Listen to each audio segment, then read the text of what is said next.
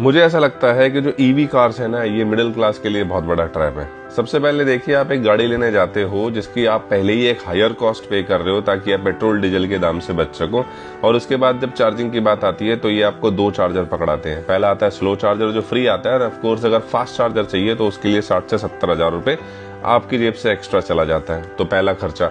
दूसरा खर्चा, फिर आप इसको लेके घर आते हो, घर आके आपको पता चलता है कि जो फास्ट चार्ज आप 60 हजार रुपए दे के लाए हो ना, वो नॉर्मल इलेक्ट्रिसिटी में यूज ही नहीं होता है। अब 3 फेज की लाइट लगवाने के लिए फिर आप एक नया मीटर इंस्टॉल करवाओगे पार्किंग तक। इंस्टॉलेशन वाला आएगा, पार्किंग में मीटर आपके इंस्टॉल हो जाएगा, और फिर उस मीटर का जो बिल है वो अलग से आएगा, जो आपकी गाड़ी का खर्चा है। इसके बाद फिर सर्विसिंग कॉस्ट देख लीजिए। आप इस गाड़ी को लेकर सर्विस सेंटर ही जाओगे, लोकल कहीं छुड़वाओगे नहीं, क्योंकि इलेक्ट्रिकल कंपोनेंट जितने सारे होते हैं कि लोकल मिस्त्री टच ही नहीं कर सकता, इसको डायग्नोस ही नहीं कर पाएगा।